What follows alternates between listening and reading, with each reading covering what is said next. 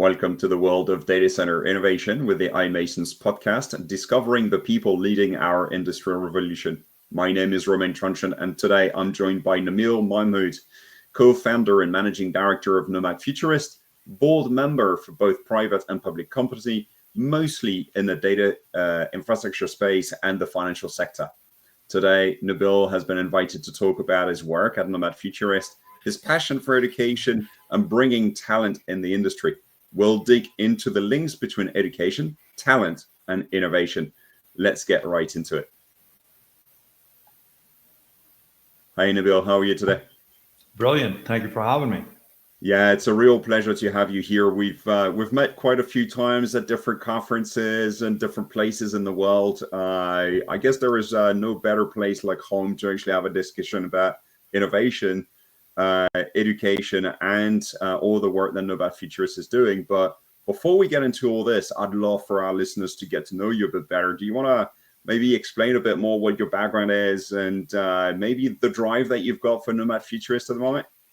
Absolutely.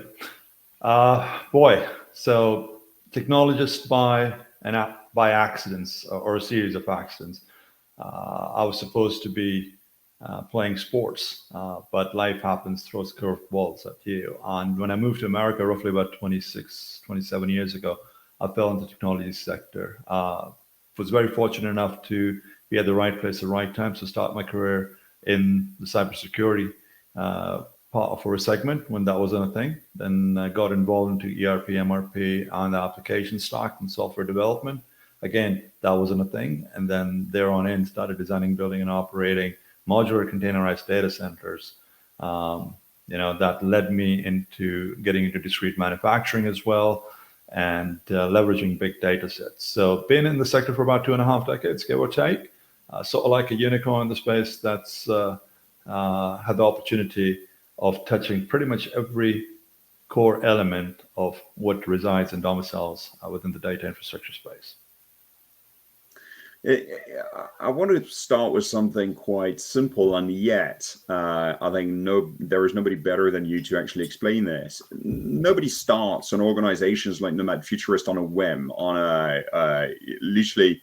There must be something behind it, and I'm wondering, like, what experiences really shape your views on why education and innovations matter so much in our space.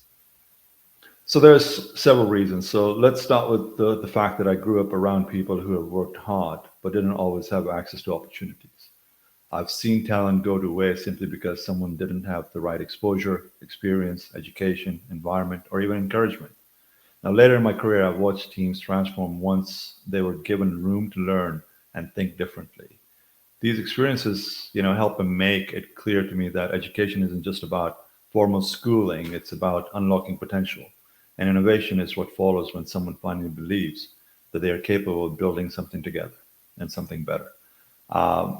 To sum it sort of in a way, if it wasn't for some of the major life changes that I've gone through in the last 11 years, I probably might still be doing what I was doing before. Having 3 heart attacks, sort of being legally dead twice, gave me a total different outlook and appreciation to life, and ensuring that we actually start early and build this muscle memory early and give tools, resources, exposure, experience, education, and opportunities to people that probably might not ever have an opportunity in their life. So it's definitely a great aspirations to actually want to give more opportunities to the people that deserve it the most, the people that actually put in the efforts and actually want to drive things in a very different way in their life. I'm just wondering, what do you think sparked the idea, the vision to actually set up Nomad Futurist in the first place? Well, so the personal reason, I believe I'm in my final inning. I mean, having experienced death a couple of times changes perspective on life. We are here for a better reason than building the next big technology stack or the next big data center. It's about helping each other out. And it's about leaving this place better than we found it. I mean, time is running by so quickly that we probably might not even get an opportunity tomorrow. So why wait till tomorrow to do something good? We should do it today. While started, the idea really came from simple observation. I believe brilliance is everywhere, but opportunity is not. And I wanted to build something that levels that playing field where people could access knowledge, community, mentorship, no matter where they come from. The vision was to create a platform that doesn't teach for today's jobs, but builds thinkers and creators for tomorrow's world. It's a brilliant way of looking at it, and absolutely confer with you on the fact that we see a lot of brilliant people out there, and maybe the opportunities are not really hitting them in the right way. Uh, but from idea to having a sense of direction as to what the organization does, what I'd love you to put maybe into a few words what you believe, or what you how you describe the mission and maybe the values of the foundation. Well, so our mission is to demystify technology. It's to empower people through knowledge, through connections, and purpose, so they can create meaningful impact in their communities and our industry. We are guided by a few core values. Access over privilege, purpose over ego, community over compassion, curiosity over complexity, and actions over talking. And I when I look at things and where we're at as human race, we are less than that 1.001% of the population that's in the right place and has the right opportunity. There's a lot of people that will actually never have that opportunity. So we want to take those corrective actions and giving them an opportunity and a quality of life. And for them to question what we are doing, why we're doing it, for just the general betterment of the human race, the civilization, our planet. We often look when we're talking to innovators out there. We sort of look at their background, and they've had, you're absolutely right, opportunities, but also great determination to actually look at very specific issues, very specific problem areas that they're trying to solve. I mean, the number of startups that approach us to be part of the iMasons incubator and actually try and solve very specific problems often use a very narrow skill set to solve those problems. So why start with a very broad base of knowledge and awareness around digital, when maybe innovation and actually changing pathways actually requires some time, a lot more focus on certain types of technologies? So I believe that specialization without understanding the context creates narrow thinking. So foundational learning and systems thinkings and ethics and problem framing or problem solving collaboration, it builds a broader mental range. And when people understand how things connect, they challenge assumptions and invent solutions that actually work in the real world. Innovation comes from pattern recognition across disciplines, not memorizing one specific domain. It's very interesting for me that you, over the years and as part of our numerous discussions, you've been able to showcase to me maybe a knack or a somewhat inbuilt detector for great innovation or good innovation, right? And I'd love to be able to share with us what you believe makes you able to actually spot good versus bad innovations, and what makes it takes root, right? Because not every innovation actually lands into reality. Some of them remains in the ideas realm. So how do you detect the good from the bad? Well, the good from the bad, the way I would say that I would detect it is like, is it interconnected? Are we actually looking at patterns? Is it really actually solving something or just creating some sort of a hype? I mean, is it flashy or it's not? Is it invisible or is it accessible? So it's identifying those patterns and engaging and understanding, right? I mean, some of the stuff that's happening around right now, for instance, with brain-computer interfaces. helping get rid of the pain and extending the life of the human race, but it's also actually giving a quality of life. So it's multiple elements and multiple disciplines that you've got to look at, and that broad functionality or the broad thinking is basically what helps get there. I mean, if you're just solving for one thing, are you really solving that one thing, and or are you creating a problem for everybody else? So a simple example would be in our particular domain, when we start looking at data centers, can we actually compute at 1.2, 1.6 megawatt of rack space? Absolutely, yes. But is it really solving for something? No, it's actually creating more problems than it is solving, right? So what is it? Yeah. How are we going to get there? And what's the value add? So you've got to have the broader skill set, broader knowledge base to be able to detect what's real, what's fake, what's hype, and what's potentially going to work. Yeah, there is something so true in here about really solving something that actually adds rather than replaces or actually diminishes in other ways, right? It's about pushing the boundaries in maybe multifaceted aspects in the way we look at things. You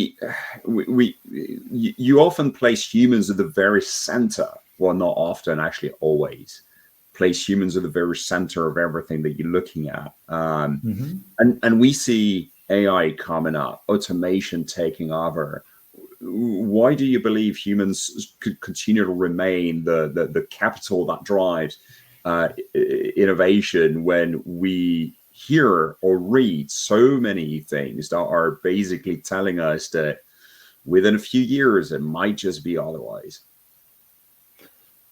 Well, so I believe artificial intelligence, robotics, automation, they're all processes. It cannot care. It doesn't have purpose. It doesn't have ethics. It doesn't have imagination. Technology is really a tool. Human intentions drive those directions. So the real competitive edge isn't access to AI or these tools. It's the people who know how to ask the right question, to build trust, be empathetic, and make decisions grounded in humanity. That cannot be automated. It's and look, I mean, both myself and the iMasons community recognize this and recognize that people are at the very center. I mean, we met again at Yota during the awards, and I'm very pleased to see actually two of the trophies from. Oh, you spotted them. Yeah, I have spotted them. Yeah, absolutely. Absolutely, and with great pleasure was it to see you receive the award on stage for your work on education.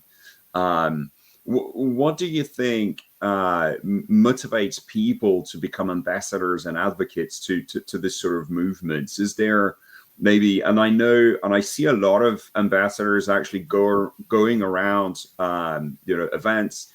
They're all volunteers. They're all dedicated to the cause, and working as a volunteer for iMasons as well. I can tell you, when we've got a job and a family and many other aspects of our life that are competing for times, resource, and efforts, it's often really hard to actually being consistently committed to the cause. And yet we see those people time and time again at every conference with the badge, the ethos, the speech, the you're coming on stage and so on. What do you think is driving those people to push Nomad Futurist forward? Well, I believe everyone's heart is in the right place and everyone wants to contribute. Probably there's a lack of direction and or a narrow focus, right? So, I mean, think about it as a GPU that wants to develop all these large language models that is trying to figure out the entire world. What we have done is sort of like narrowed it down to the degree that give me that 1%. You don't have to conquer the world. You don't have to change the world. Just be the change yourself and give as little or as much as you can without transforming things around you. I also believe that people that are engaged with us, they don't just commit to programs; they are committed to a purpose. And when someone feels that they are a part of something that's bigger and that's something that matters, they don't stay on the sidelines. They want to amplify, they want to be a part of it. And with our ambassadors, advocates globally, that's what I see is what's driving that impact, and it's firsthand experiences for them. So it basically really does tell me that it's not just a movement by the people; it's a movement for the people who believe that change is personal. What are the with so many people that are actually going around and actually pulsing the voice forward? I mean, doing it at conferences is one thing to recruit more people to support. Outside of conferences, how are they getting down to talking to the right students, to the people without the opportunities that may be disconnected to this world? What are the practical things that people are currently doing? Oh, there's a lot that's being done. I mean, just in the last 2 days, I think we onboarded roughly about 250 plus students around Africa, in California. We recently hosted over 100 students at Open Compute Project in Santa Clara. We funded about 25 or so students across the Americas to come in at the event, and two or three of them actually walked away with a job opportunity in their hand. The Wow. others, they were baffled and excited to see the innovation. And in some of these conversations, when they get to say, "Well, we rather be here seeing what's happening in the real world versus going back to school, not knowing what tomorrow's going to hold," I mean, that's really exciting to see. We recently launched in Kenya, where this morning I had over 87 students getting online into our learning management system. And when we made that announcement, one of the local companies came on board as well, and they wanted to partner up with us for an internship and apprenticeship program. So when people see that things are happening, they want to be a part of the movement, right? They want to join it. So what some of our ambassadors and advocates do globally is that they will actually go represent us in schools and colleges around the world. They will help drive the narrative. They'll help drive content, whether it be social and or technical. They'll help contribute in our academy. So there's a lot of things that people are doing, with creating value. There are people that are talking about defining standards. There are people that are talking about what the metrics need to be. There are people that are trying about that behavioral change from a kindergarten level to talk about social and climate accord. There are people that are really concerned about carbon and the carbon impact. So they're building these muscle memories by being out there and being present. That's amazing. I didn't realize quite how international actually Nomad Futurist is become. I mean, you were talking about Kenya, talking about parts of the US as actually hosting a number of students. What are the maybe differences, common threads that you see across all those regions? And does that actually means that Nomad Futurist actually is shaped differently across regions, or is that the same everywhere? It's the same everywhere, and it all comes down to your core values and your foundation, right? So at the end of the day, we want to expose our sector. We want to provide experiences leading into education, and then of course opportunities, right? So at the end of the day, the language of compute is bits and bytes. It's ones and zeros. It's binary. So it doesn't really matter if you are in Kenya, in Australia, in the UK, in America, in Peru. It's all the same. So as long as we follow our core founding values, the narrative, the message, and the practices are common. It's amazing to hear you, everything that you've been able to accomplish using the 1% as time allocations that your fellow ambassadors and yourself are dedicated to the cause. And I just wanted to part on one last question. If someone listening wants to get involved, what's the one step you're going to encourage them to take today? Start by giving time to someone who needs it. Mentor a student, mentor a young person, share knowledge. I mean, the tribal knowledge that you accumulated throughout your life and through your career, share it. Open a door for someone. Impact doesn't start with a big program. It starts with one person deciding to help another move forward. And once you do that, you're already a part of the mission. And that's our mission at Nomad Futurist. Nabeel. That's actually fantastic. And I just saw a post today about 4 of your ambassadors on there recognize one of the person that has actually featured on the podcast before, and so glad that she actually decided to join Nomad Futurist as one of the ambassadors. So very pleased to see that things are moving forward, things are being paid forward. So so this is amazing. Look, thank you very much for taking the time. I'll add just one thing to your answer for the last questions for anybody that actually would want to know more about Nomad Futurist, the objectives, the activities, the resources that are being put at your disposal. That would be nomad@futurist.org. By all means, go and have a look at what they're doing. This is a fantastic initiative. If you want to get in touch with Nabeel, you can find all of his contact details on Linktree. So that would be linktr.ee /Nabeel Mahmood. So that would be Mahmood. And then similarly, you can find all of the contact details for Nomad Futurist on Linktree as well. So it would be linktr.ee /Nomad Futurist. Again, just having all the ability to get in touch with the foundation and bring your 1% forward and more if you want to. As for me, I just want to bring your attentions to the iMasons.org website, currently being updated, and actually has released a brand new page for innovation for the Innovation Committee. You can find in there all of the leaders of the Innovation Committee, all of the activities that we're doing.